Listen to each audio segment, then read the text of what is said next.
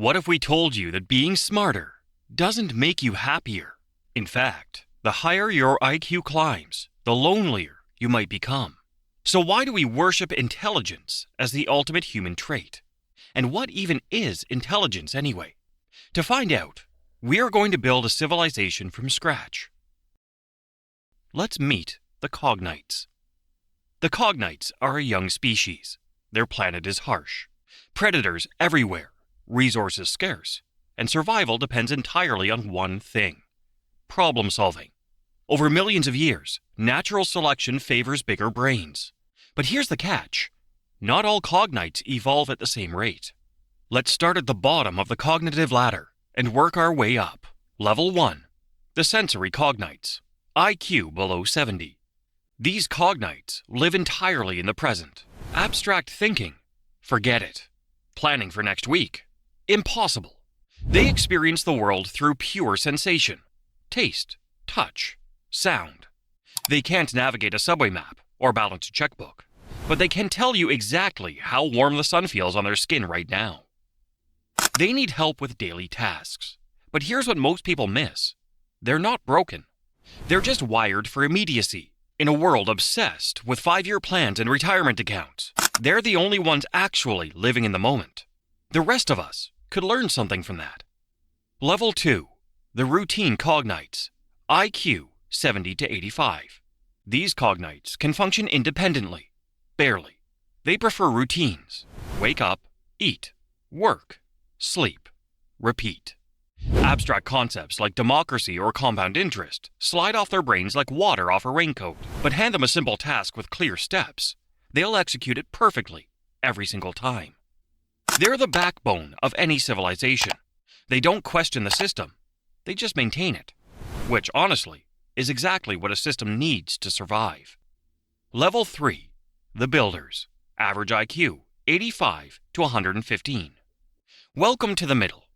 This is where 68% of all cognites live. They understand cause and effect. They can follow instructions.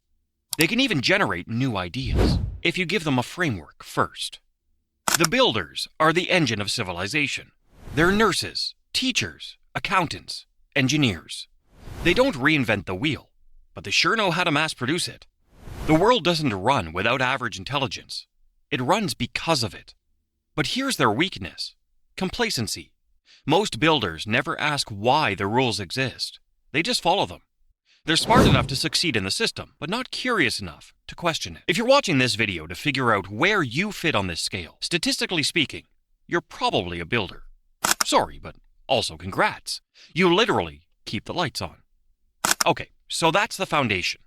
Now let's talk about the weirdos. Level 4. The fixers. Above average IQ, 115 to 130. The fixers are in the top 16%. They learn fast, spot patterns others miss, and get incredibly frustrated when everyone else moves in slow motion. They're the cognites who see a broken system and think, I could fix that in, like, an afternoon. But here's their curse. They're smart enough to see the problems, but not quite powerful enough to fix them alone. So they spend their whole lives screaming into the void, while the builders shrug and say, but we've always done it this way. Fixers make great middle managers, terrible revolutionaries. Level 5. The architects. High IQ, 130 to 145. Now we're in the top 2%. The architects don't just see patterns. They see the code underneath reality. They can hold impossibly complex ideas in their heads at once and solve problems most cognites don't even realize exist yet. But here's the thing nobody tells you. Being this smart is lonely. When you're 12 years old and you're reading philosophy while your classmates are playing tag, you're not gifted. You're isolated. You spend your entire childhood trying to dumb yourself down just to make friends. The architects build the future, but they rarely get to enjoy it with anyone else. Level 6. The Prodigies. Gifted IQ, 145 plus. The top 0.1%. These cognites teach themselves piano at age 5, write novels at 12, and solve calculus for fun. Their brains are superpowered pattern recognition machines. But imagine being able to predict every conversation before it happens, every joke, every argument, every relationship arc. You are living in a world where everyone else is reading the book for the first time, and you've already memorized the ending. Prodigies don't just feel different. They feel alien. And the smarter they get, the harder it becomes to connect with anyone who isn't also a prodigy, which, statistically, is almost everyone. But we're not done yet, because there's a level beyond raw processing power. Let's talk about the cognites who don't just play the game. They change the rules. Level 7. The genius. A genius isn't just smart. A genius redefines what smart means. They don't solve problems faster. They solve problems everyone else thought were unsolvable. Or, better yet, they ask questions no one thought to ask. Einstein didn't just do physics better. He rewrote the rules of space and time. Marie Curie didn't just study radiation. She isolated elements that everyone said didn't exist. Geniuses break physics, break systems, break reality, and then rebuild it better. But here's the cost. They're almost never understood in their own lifetime.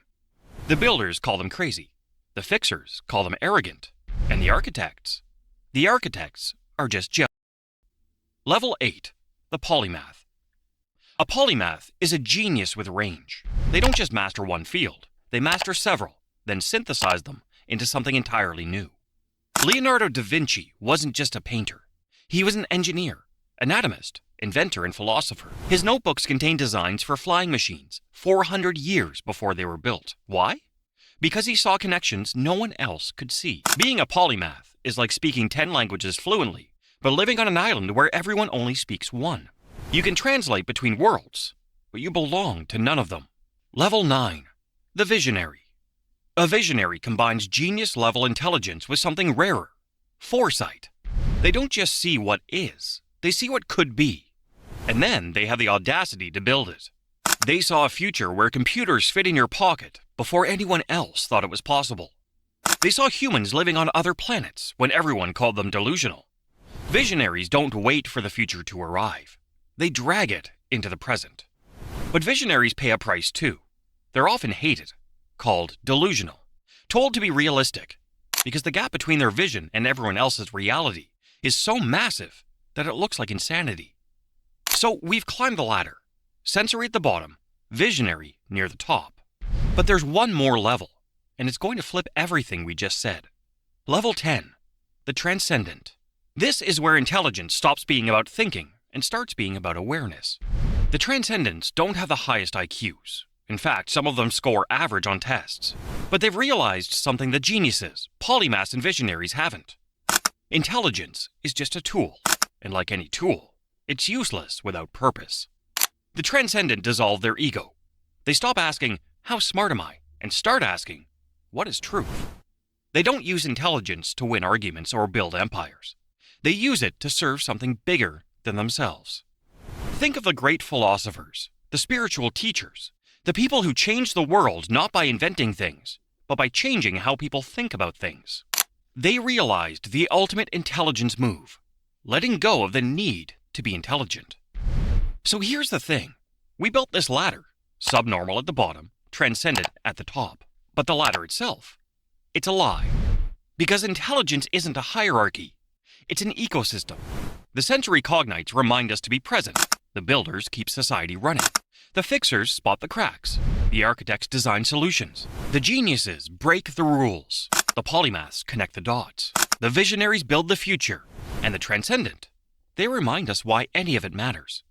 Remove any one of these levels, and the whole system collapses. The world doesn't need more geniuses. It needs bricklayers and visionaries, farmers and philosophers, people who can follow instructions, and people who can rewrite them. So, if you've spent your whole life wondering where you fit on the intelligence scale, here's the secret. It doesn't matter.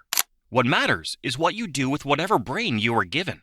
Because in the end, the smartest thing any of us can do is realize we're all just trying to figure it out together.